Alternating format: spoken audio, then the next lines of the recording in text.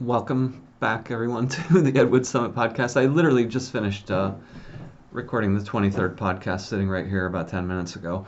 And I said during the podcast, I knew it, and I turned out to be right for once.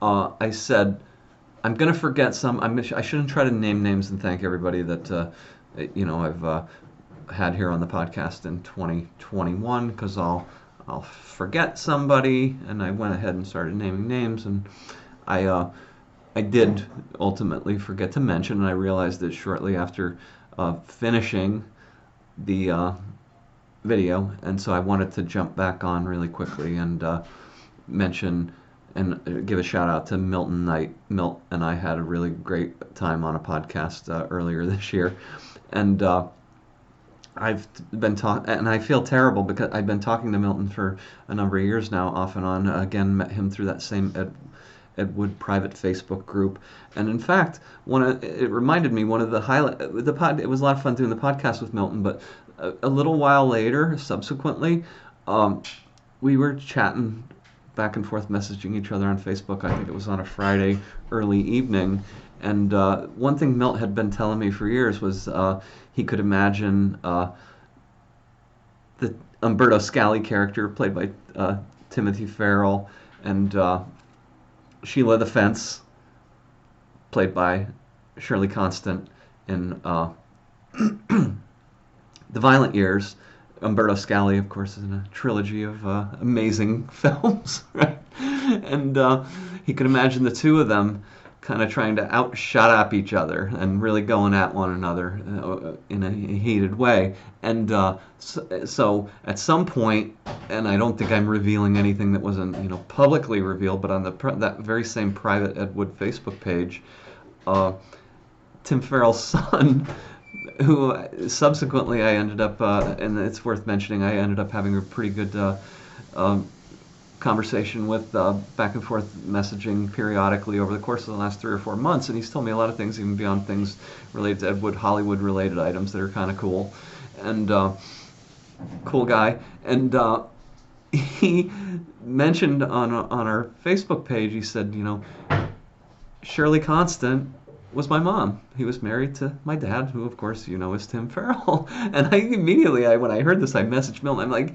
your instinct. Did you know that? And he's like, well, no, and I don't know that anybody else did. I don't recollect having ever seen that mentioned anywhere. So I think that's kind of a pretty cool thing and kind of a big deal. But that Friday afternoon, so then we started talking or messaging back and forth, and I was like, Milt, it would be so funny, and I had this idea immediately in my head, like a series, like a 1950s sitcom with the typical dad who's kind of the family doesn't treat him respectfully, and he's always the butt of the jokes and things like that. It's the typical sitcom dad, right? Except it's Umberto Scali, right? I don't remember. I'd have to look at my notes because I did take notes on this, and I think I still do have that whole conversation saved. But I was just tossing these ideas out there, and then Milt was messaging me back, and he was just doing these one-liners as if it were Umberto Scali saying these things. And I was like, dude, you fucking have gotten Umberto Scali's whole entire mindset and his whole manner of speech and everything. You nail it. It just pours out of you. So we were back and forth on that score for a little while, and it's something I never got back to. But at the time, I'm thinking that would actually be kind of funny if I shaped it into some kind of short story. But I started pulling in other elements, right? So it is, in fact, Umberto meets Sheila the Fence, and you bring in characters from various films and stuff like that. So their daughter is Paula from The Violent Years, and I won't even get into the details, but multiple episodes played out like a sitcom where finally Paula has a boyfriend, and she gets pregnant, but Umberto Scali also gets Sheila, his wife, pregnant again. Now they're approaching middle age. They've got a grown daughter, and so Umberto Scali, of course, hates Paula's boyfriend despises him with an absolute passion, right? And he's angry all the time. You could see him like the typical sitcom dad blowing up, but blowing up sort of benignly. Everybody just again is like that's just dad, right? Like he's some kind of a joke figure. So imagine how that plays into the mindset of somebody like Umberto Scali, where it only feeds the fire and fans the flames even more. So of course the one of the episodes ends with you know, mom and daughter are rushed to the hospital concurrently. They go into labor at the same time. So in this, you know, they give birth concurrently, and then in the hospital room, they're in beds next to one another. And Umberto Scali is finally holding his baby for the first time. This baby he didn't really want nor expect to have in later life, and he kind of turns awkwardly, and just behind him, picking up his baby for the first time from his baby's mother, Paula, is Paula's boyfriend, and who knows, Umberto Scali despises him, and they turn, and for a brief moment, they kind of have a little bit of a kinship. Very very typical type of sitcom bullshit, right? So I think it was something called in my head anyway, A Day in the Life of the Scallies. But I do apologize that I neglected to mention the podcast I did with Milt, and I'm glad in a way because it reminded me of that, which was one of the funniest early evenings, for literally a couple of hours, as he was hitting me with these Umberto Scali like lines. I'm like, that would work here. That's perfect. This is great. This is great. This is great. Well, it's not like we were working on anything. We were just vamping a little bit and off the top of our heads, and it was a lot of fun. So it did remind me of a couple of other things that I neglected. So I did mention got a new webcam. Somebody got me a new webcam, and I'm glad because this does look like I'm sitting in virtual darkness. If I tried that on the webcam on board on the laptop, it would really look like garbage, right? It would really look worse than the typical podcast previously. I have to check.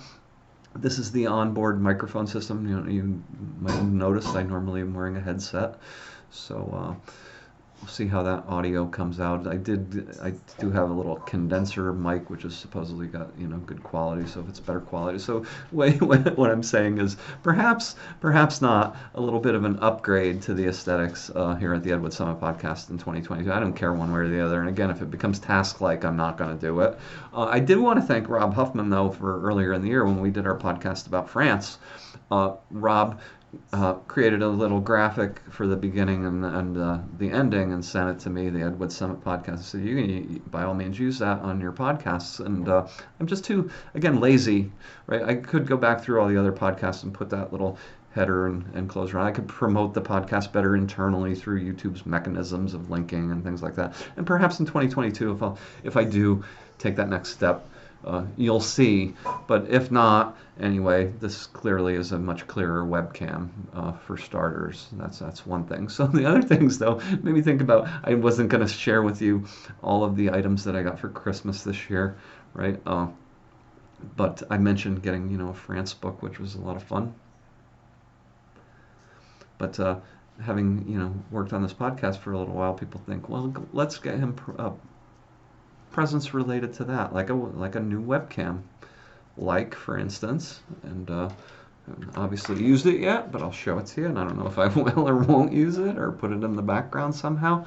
A little on-air light, isn't that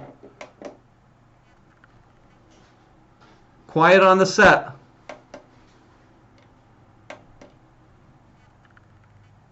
We're on air. So the glare, right? You can't even fucking see it. That glare is gonna see. This is why, again, we're not gonna try to make this too sophisticated because it'll all go to hell in a handbasket. But among the Christmas presents that I got, and this one meant certainly a lot to me, and you'll know why if you've been an avid reader of Ed Wood Wednesdays to any degree over the course of the last 4 or 5 years. Yes, it is indeed a Chinese guardian lion. Yes, I got the pair. So this is the female lion. Notice she has a baby lion under her right foot, and the baby lion is upside down, and she's massaging the baby lion's stomach under her foot. The female lion stands for nurture, and of course the male lion is holding what looks like a ball representing the world, which is the male is the control, the one in charge. So some things unfortunately haven't changed in thousands and thousands of years. But the Guardian line, it's cool to have a couple of Guardian lines. They don't look exactly like the Guardian lines that appear on Hal Guthu's sets in the loops. Those are a little bit unique. If you look at Guardian lines online, and I have, those are the little pair that I have are a little smaller than Hal's pair. But more importantly, they're the very orthodox lion, as you could see.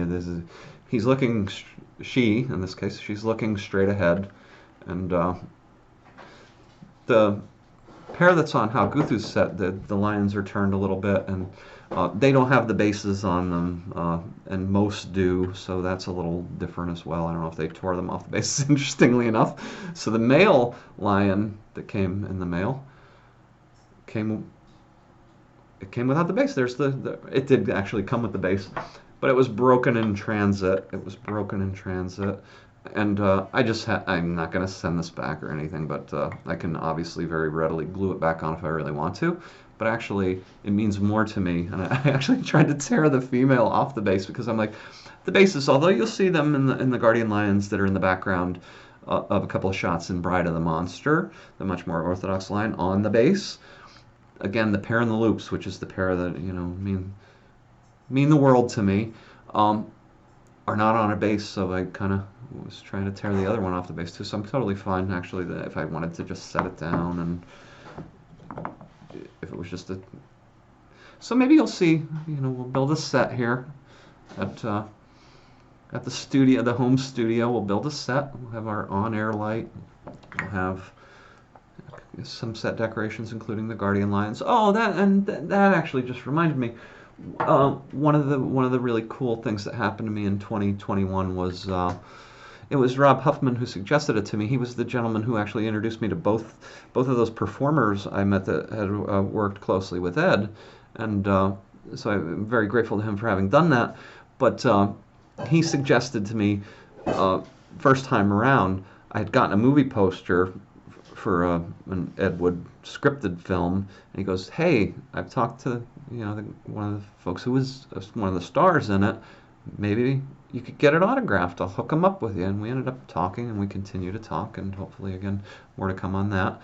But that was a cool highlight to get a post. I'm being cagey. Some of you probably figured this out if you're a fan of the Ed Wood private Facebook page. I might have mentioned something related a little while back. Hey, I got this poster and I got a good deal on it. But I don't think I'd mentioned previously that one of the principal cast members signed it for me.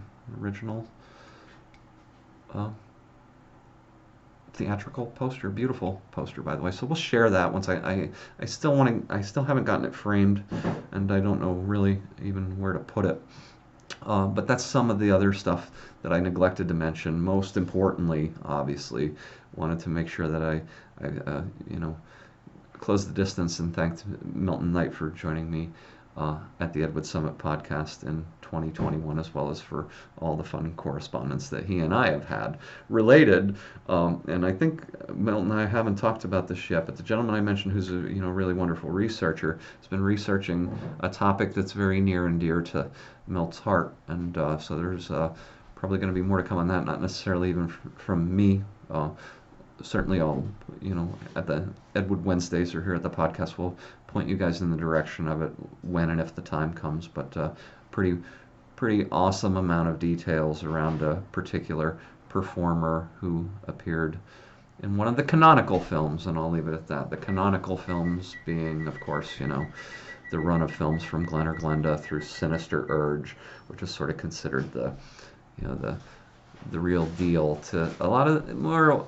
It was, I think, that's a more old school notion now. I think, now we have to take into account and we have to reconcile the existence of certainly films like Take It Out in Trade and Necromania and the Young Marrieds. The Only House in Town, and a little bit of a anomaly on that score, where it's shot obviously extraordinarily quickly, and I've seen speculation that Ed may or may not have really It's not really the kind of film that's very much directed, although you can hear a directorial voice off screen very faintly at times. That's a subject for another day. The Only House in Town.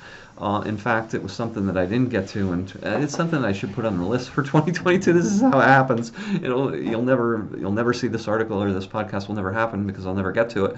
But The Only House is a book, and then The Only House in Town is a film. But The Only House book is actually I think Joe Blevins did actually review this one in 2020. It is, of course, the story of Necromania. And then, of course, there is a short story called Come In, I-N-N.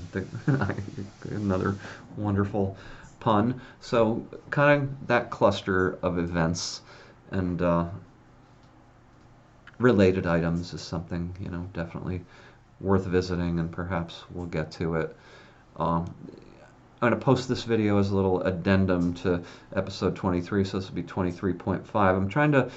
I could have tacked it on I could have just hit the record button and started up a few minutes later, but I thought I distinctly made that mistake, and I want to own that mistake. And rectify it, certainly, but own it. And more importantly, stick by my principles. So my principles have remained then and now, that this is a one-shot gig. We don't edit these things. We don't go back and stop and start. We don't. Very rare. Only on rare occasions do we stop and start where somebody. I needed a bathroom break, or we had a minor tech problem. By and large, I want this to be an authentic one-shot deal. Just whatever we say, whatever I say, whatever any of my guests say. That's what ultimately you're going to hear. And that for sure, despite any aesthetic upgrades that may or may not happen, that for sure will continue to be our MO here at the Ed Wood Summit Podcast in 2022. So this has been episode 23.5, an addendum to episode 23. Thank you again to now I hopefully haven't forgotten anybody else. I'll be back if I have. But genuinely want to thank, obviously, you and everybody in the world of wood who I've had the pleasure of spending time with, having here at the Ed Wood Summit Podcast. So see you in 2022. Have a great night. Thank you. Bye.